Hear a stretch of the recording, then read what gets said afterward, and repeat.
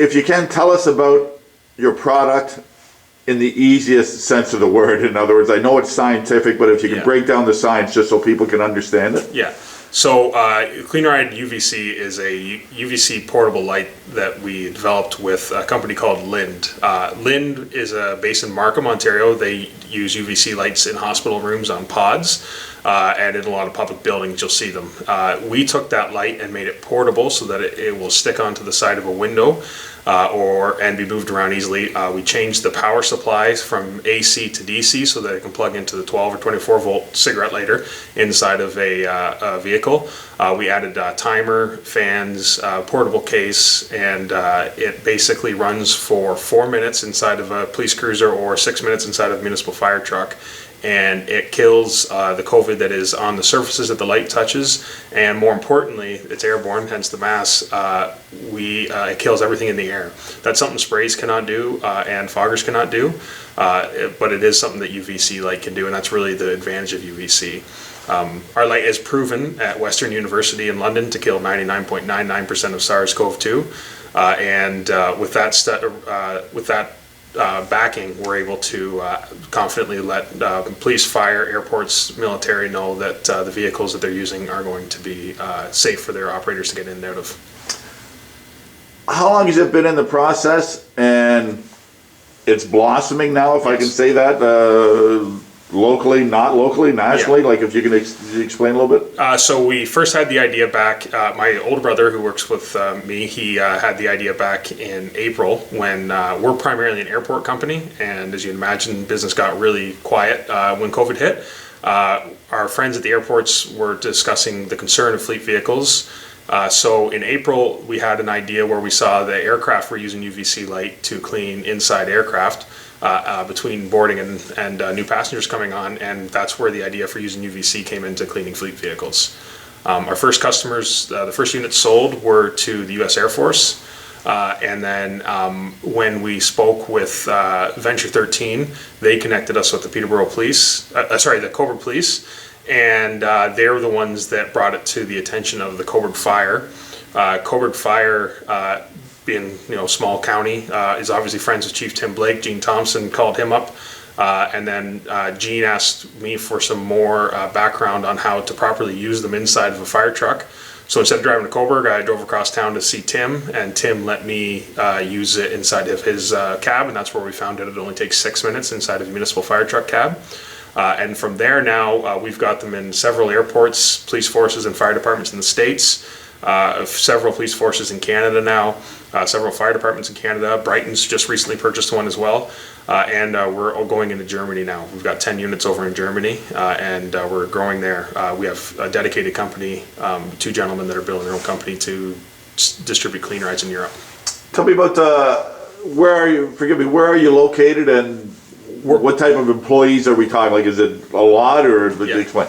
We're located in Camelford, Ontario, just on the canal, and our employees are primarily software engineers and mechanical engineers, which really gave us an advantage where they took our idea and made something work. When we mentioned that we wanted to take these lights and make them portable, our software and mechanical engineers built it for us, which was more than we could do on our own. So our background really helped us there. What's it like now? You must be pretty busy these days. Yeah, we are getting, now that it's online and up and running, we've got a pretty good net presence. We've got distributors down in the States, in Texas, Alaska, New York area, as well as I said, in Europe. So we've got a lot of inquiries and interest coming in. The damage that sprays have done to the vehicle have caused the people that didn't want UVC at first, because it wasn't well known that it was airborne, purchase sprayers, and the damage that has been caused by the sprays, along with the fact that they now know they need to clean the air, has caused a second sales cycle, I guess you would say. COVID has been terrible, isn't the word, but I mean it's nice to see a success story coming from something so terrible. In other words, you're I can't say you're back in business, but I mean, really, because of the airline industry now, you're, quote, back in business, so to speak. Yeah, absolutely, and it's airports are very hard to hit. There's a lot of layoffs, so not a lot of airports were even sharing vehicles, especially in Canada. And we have no familiarization with the emergency market. So through Chief Paul Vandegraff, he connected us with a company called MD Charlton, who is well known to sell into police forces into Canada. They've purchased dozens of units and sold them.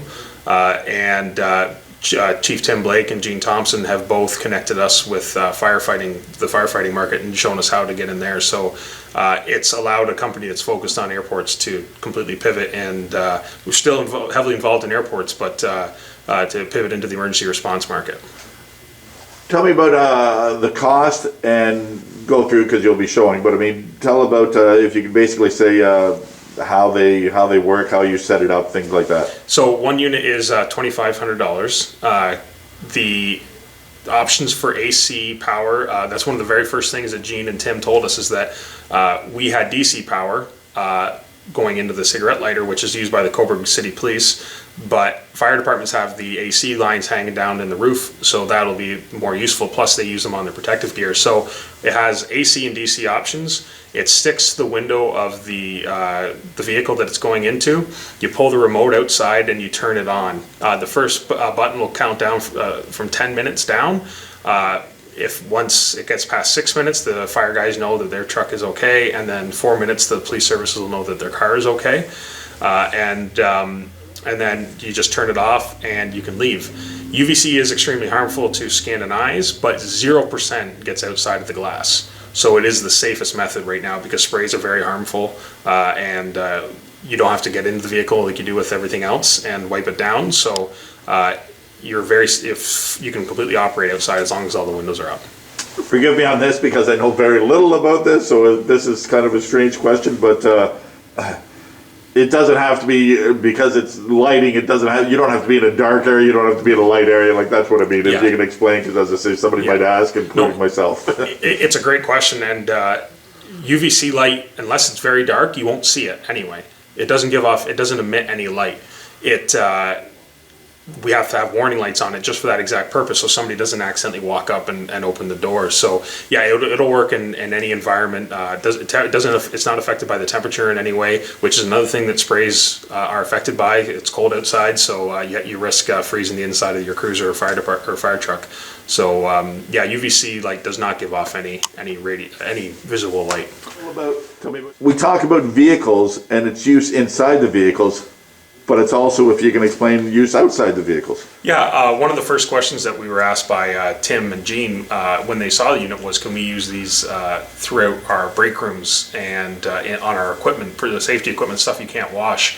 And as well as Chief Vandegraff in Cobourg, he wanted to use it on his officers' PPE if they came into contact with somebody. So for us, the first responders in Northumberland are the ones that really opened up for the multi-use capability of this light, where we were focused on inside the cab, Calmford Fire and Cobourg Police realized that the use of the light is more than just inside vehicles, and that's been a big feature for a lot of folks that are more concerned about the inside of their jail cells or the inside of their break rooms or bathrooms than they are the inside of their cruisers. So it's been a great tool for us. Really nice to have that input locally. I've always said, we each have households, but it's nice to have the family of Northumberland come together for the success. Yes, just the way everybody stepped up, Venture 13 making a connection for us into the Cobourg Police. And the very first question that the Chief Paul Vandegraff asked us was,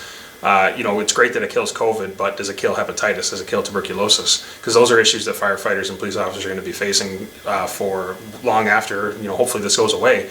And we were able to do some research and find out that yes, it does. So that really resonates with a lot of the skeptics out there that are skeptical about COVID. They know they have to do something about it, but they don't want to buy something that'll be on the shelf. This could be something that they use for a long time, and if it wasn't for working with the emergency responders in Northumberland, we wouldn't have realized all that.